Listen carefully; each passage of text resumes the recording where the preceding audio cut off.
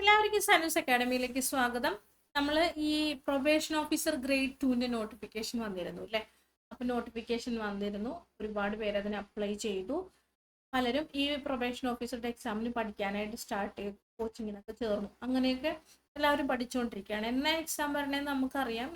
ഈ വരുന്ന ഒക്ടോബറിനും ഡിസംബറിനും ഇടയ്ക്കുള്ള ദിവസങ്ങളിൽ എപ്പോഴെങ്കിലും ആയിരിക്കും ഈ എക്സാം നമ്മൾക്ക് വരിക എന്നുള്ളത്. അപ്പൊ എല്ലാവരും പഠിക്കാൻ തുടങ്ങിയെന്ന് വിചാരിക്കുന്നു.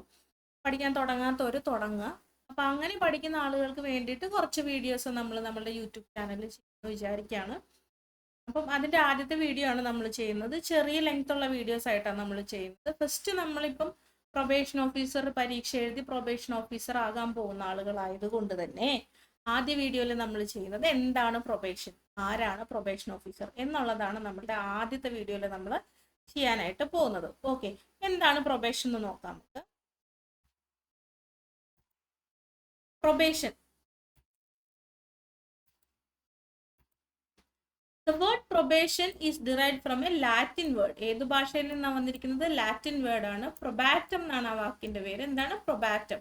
മീനിങ് എന്താണ്? The act of proving. Prove ചെയ്യണം, നമ്മൾ നല്ല വ്യക്തിയാണെന്ന് നമ്മൾ പ്രൂവ് ചെയ്യണം. ഓക്കെ, എന്താണ് പ്രൊബേഷൻ എന്ന് നമുക്ക് നോക്കാം. Probation is an alternative to imprisonment. ഓൾട്ടർനേറ്റീവാ, പകരമായിട്ട് നമ്മൾ ചെയ്യുന്ന ഒരു കാര്യമാണ്. വെറുതെ വിടുന്നു എന്ന് പറയുമ്പോൾ പകരമായിട്ട്, ഇംപ്രിസൺമെന്റിന് പകരമായിട്ടാണ് ചെയ്യണത്. Which allows a convicted defendant, കുറ്റം ചെയ്തു എന്ന് കോടതി പറയുന്ന ആ വ്യക്തി, to go free with a suspended sentence. To go free, അവരെ വിടുകയാണ്. ഓക്കെ, അപ്പം അങ്ങനെ എങ്ങനെയാണ്? With a suspended sentence. എന്താ ഈ സസ്പെൻഡഡ് സെന്റൻസ് എന്ന് പറഞ്ഞാൽ, ഇപ്പോൾ ശിക്ഷ വിധിക്കുന്നില്ല, പക്ഷെ ഇനി കുറ്റകൃത്യങ്ങൾ നിങ്ങൾ ചെയ്യുവാണെന്നുണ്ടെങ്കിൽ തീർച്ചയായിട്ടും നിങ്ങൾക്ക് ശിക്ഷ കിട്ടും. അതിനാണ് നമ്മൾ സസ്പെൻഡഡ് സെന്റൻസ് എന്ന് പറയുന്നത്. ഫോർ സ്പെസിഫൈഡ് ഡ്യൂറേഷൻ, ഇന്ന ഡ്യൂറേഷൻ ഉണ്ട്, ഇത്ര ഡ്യൂറേഷനിലേക്കാണ് നമ്മൾ ഈ അദ്ദേഹത്തിന് പ്രൊബേഷനിൽ വിടുന്നത്. എങ്ങനെയാ വിടുക? On executing a bond with or without sureties. Bond execute ചെയ്യണം, ആ ബോണ്ടിൽ നമ്മൾ എഴുതി ഒപ്പിട്ടൊക്കെ കൊടുക്കണം. ഓക്കെ, അങ്ങനെ on executing a bond with or without sureties. എന്തിനു വേണ്ടിയിട്ട് ഇങ്ങനെ ബോണ്ടൊക്കെ ഉണ്ടാക്കി വിടുന്നത്? For maintaining good behaviour. അപ്പൊ എന്തോ കുറ്റകൃത്യം ചെയ്തിട്ടാണ് കോടതിയിൽ വന്നിരിക്കുന്നത്. അപ്പൊ അങ്ങനെയുള്ള വ്യക്തിനെ നമ്മൾ പറഞ്ഞു വിടാണ്. ടു ഗോ ഫ്രീ എന്താണ്? വിത്ത് സസ്പെൻഡഡ് സെന്റൻസ്. അതായത് സസ്പെൻഡഡ് സെന്റൻസ് എന്ന് പറഞ്ഞാൽ ഇനി കുറ്റകൃത്യം ചെയ്താൽ ശിക്ഷ കിട്ടും, ഇപ്പോഴത്തേക്ക് വിടുകയാണ്. അങ്ങനെ പോകുമ്പോൾ നമ്മളൊരു ബോണ്ടൊക്കെ എഴുതിയിട്ടാണ് പോകുന്നത്. അങ്ങനെ പോകുമ്പോൾ നമ്മൾ എന്ത് ചെയ്യണം? നല്ല കുട്ടിയായിട്ട് നമ്മൾ കാണിക്കണം, നല്ല ബിഹേവിയർ കാണിക്കണം. അതുപോലെ തന്നെ സമാധാനപരമായി, കീപ്പിംഗ് പീസ്, സമാധാനപരമായിട്ട് ജീവിക്കണം. ഇങ്ങനെയൊക്കെ പറഞ്ഞിട്ടാണ് ഈ വ്യക്തിനെ പ്രൊബേഷനിൽ വിടുന്നത്. ഓക്കെ, ഇനി പ്രൊബേഷണർ. പ്രൊബേഷണർ എന്ന് പറഞ്ഞാൽ ആരാ? നമ്മൾ ഈ പറഞ്ഞ കൺവിക്ട് ചെയ്യപ്പെട്ട വ്യക്തി, അതായത് കുറ്റകൃത്യം ചെയ്തു എന്ന് പറയുന്ന ഈ വ്യക്തി may be placed under the supervision of A probation officer. അതാരാ? നമ്മൾ അല്ലേ? നമ്മൾ പരീക്ഷ എഴുതി നമ്മൾ പ്രൊബേഷൻ ഓഫീസർ ആകാൻ പോയില്ലേ? അപ്പോൾ ഈ സൂപ്പർവിഷൻ ആരുടെ സൂപ്പർവിഷനിൽ? പ്രൊബേഷൻ ഓഫീസർ ഇനി ജീവിക്കേണ്ടത്.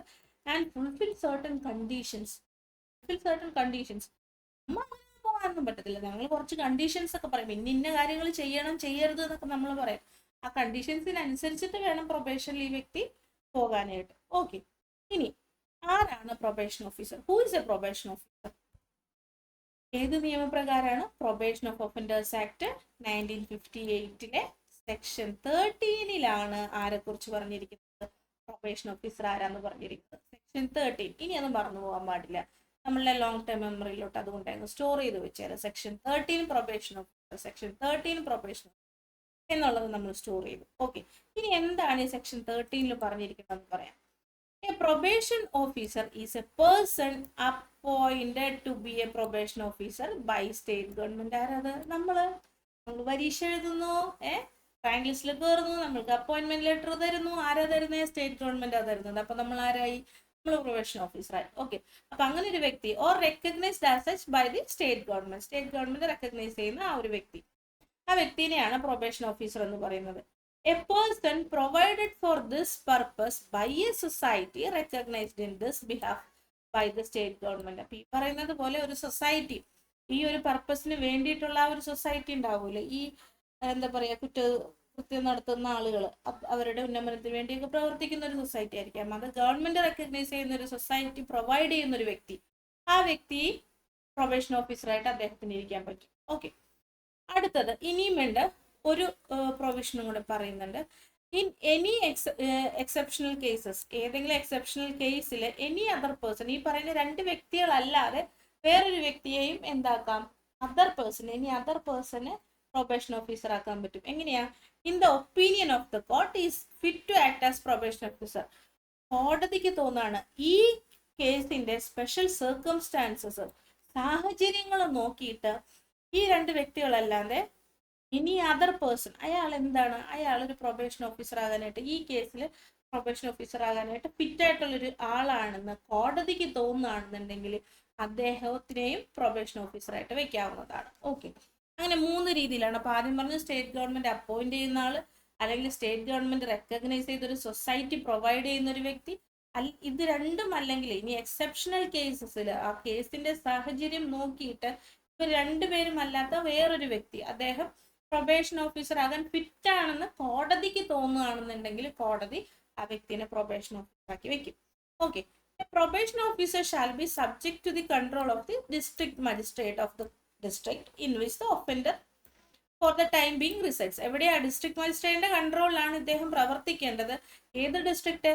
ഈ ഒഫൻഡർ ഏത് ഡിസ്ട്രിക്റ്റിലാണോ താമസിക്കുന്നത് അവിടുത്തെ ഡിസ്ട്രിക്ട് മജിസ്ട്രേറ്റിന്റെ കൺട്രോളിലാണ് ആര് പ്രവർത്തിക്കേണ്ടത്? പ്രൊബേഷൻ ഓഫീസർ പ്രവർത്തിക്കേണ്ടത്. ഓക്കെ, അപ്പൊ ഇത്രയൊക്കെയാണ് നമ്മൾ ഇന്നത്തെ വീഡിയോയിൽ നമ്മൾ ചെയ്യാനായിട്ട് ഉദ്ദേശിക്കുന്നത്. അപ്പൊ നമ്മൾ ഇന്ന് പഠിച്ചത് എന്താണെന്ന് വെച്ചിട്ടുണ്ടെങ്കിൽ എന്താണ് പ്രൊബേഷൻ. പ്രൊബേഷൻ എന്ന് പറയുന്നത് ഒരു ഇംപ്രിസൺമെന്റിന്റെ ഓൾട്ടർനേറ്റീവ് ആണ്. ഈ കുറ്റകൃത്യം ചെയ്ത വ്യക്തിയെ നമ്മൾ സസ്പെൻഡഡ് സെന്റൻസിൽ, അതായത് ഇപ്പൊ ശിക്ഷ വിധിക്കുന്നില്ല, ഇനി തെറ്റ് ചെയ്താലേ ശിക്ഷ വിധിക്കും എന്നുള്ളൊരു ധാരണപ്പുറത്ത് നമ്മൾ വിടുകയാണ്. ബോണ്ട് എക്സിക്യൂട്ട് ചെയ്തിട്ടാണ് വിടുന്നത്. ഇത്ര കാല അളവിലേക്കാണ് വിടുന്നത്. എന്ത് ചെയ്യണം? ആ കാലയളവിൽ നിങ്ങൾ നല്ല കുട്ടിയായിട്ടിരിക്കണം, സമാധാനപരമായിട്ടിരിക്കണം എന്ന് പറഞ്ഞിട്ടാണ് വിടുന്നത്. ഓക്കെ, ആരുടെ സൂപ്പർവിഷനിലാണ് അവർ ജീവിക്കേണ്ടത്? അവർ പ്രൊബേഷൻ ഓഫീസറുടെ. ഒരു പ്രൊബേഷൻ ഓഫീസർ എന്ന് പറയുന്നത് സ്റ്റേറ്റ് ഗവൺമെന്റ് അപ്പോയിന്റ് ചെയ്യുന്ന വ്യക്തിയായിരിക്കാം. സ്റ്റേറ്റ് ഗവൺമെന്റ് റെക്കഗ്നൈസ് ചെയ്യുന്ന ഏതോ ഒരു സൊസൈറ്റി പ്രൊവൈഡ് ചെയ്യുന്ന വ്യക്തിയായിരിക്കാം. അല്ലെങ്കിൽ എക്സെപ്ഷണൽ കേസസിൽ any other person whom the court feels that he is fit to be a probation officer. അങ്ങനത്തെ ഒരു വ്യക്തിനെ എന്തായിരിക്കാം? പ്രൊബേഷൻ ഓഫീസർ ആയിട്ടിരിക്കാം. ഇവര് ഡിസ്ട്രിക്ട് മജിസ്ട്രേറ്റിന്റെ കൺട്രോളിലാണ് അവർ വർക്ക് ചെയ്യുന്നത്. എവിടെയാണോ ഒഫൻഡർ താമസിക്കുന്നത് ആ ജില്ലയിലെ ഡിസ്ട്രിക്ട് മജിസ്ട്രേറ്റിന്റെ കൺട്രോളിലായിരിക്കും. ഓക്കെ, അപ്പൊ ഇത്രയാണ് ഇന്നത്തെ വീഡിയോയിൽ നമ്മൾ പഠിക്കാൻ ഉദ്ദേശിച്ചത്. അത് നമ്മൾ പഠിച്ചിരിക്കുന്നു. ഇനിയപ്പോൾ നമുക്ക് വേറെ കുറെ ചോദ്യങ്ങളുണ്ടല്ലേ. ഇങ്ങനെ ആരെയൊക്കെയാണ് നമ്മൾ പ്രൊബേഷനിൽ വിടാൻ പറ്റുന്നത്, ഏതൊക്കെ സാഹചര്യത്തിലാണ് അവരെ പ്രൊബേഷനിൽ വിടുന്നത്, ഇവരെന്തൊക്കെയോ കണ്ടീഷൻസ് ഫുൾഫിൽ ചെയ്യണമെന്ന് പറയുന്നുണ്ട്. അപ്പം അവരെന്ത് കണ്ടീഷൻസ് ആണ് ഫുൾഫിൽ ചെയ്യേണ്ടത്? പിന്നെ ഈ പ്രൊബേഷൻ ഓഫീസർക്ക് വേറെ എന്തൊക്കെ ജോലിയുണ്ട്? ഇങ്ങനെ ഒരു 100,000 ചോദ്യം നമ്മളുടെ മനസ്സിൽ വരണം. അങ്ങനത്തെ ചോദ്യത്തിന് ഉത്തരവുമായിട്ട് ഞാൻ വീണ്ടും വരുന്നതാണ് അടുത്ത വീഡിയോയില്. അപ്പോൾ ഈ വീഡിയോ കണ്ടതിന് എല്ലാവർക്കും നന്ദി. എല്ലാവരും എന്ത് ചെയ്യണം? നമ്മളുടെ ഈ ചാനൽ സബ്സ്ക്രൈബ് ചെയ്യണം. ഇത്തരം വീഡിയോ കാണണമെന്ന് ആഗ്രഹമുള്ളവർ ഇത് സബ്സ്ക്രൈബ് ചെയ്യണം, ലൈക്ക് ചെയ്യണം, കമന്റ് ചെയ്യണം. നിങ്ങൾക്ക് എന്തെങ്കിലും പറയാനുണ്ട്, ഇങ്ങനെ ക്ലാസ് എടുത്തപ്പോൾ ടീച്ചറെ, അല്ലെങ്കിൽ വേറെ എന്തെങ്കിലും എന്തെങ്കിലും കമന്റ്സ് ഉണ്ടെങ്കിൽ അത് ഇടുക. നല്ലതോ ചീത്ത ആയിക്കോട്ടെ അത് ഇടുക. ഷെയർ ചെയ്യുക. ഇത് പഠിക്കാൻ ആഗ്രഹിക്കുന്ന വേറെ ആരെങ്കിലും ഉണ്ടെന്നുണ്ടെങ്കിൽ തീർച്ചയായിട്ടും അവർക്കും കൂടെ അതൊന്ന് ഷെയർ ചെയ്ത് കൊടുക്കുക. Thank you so much for watching.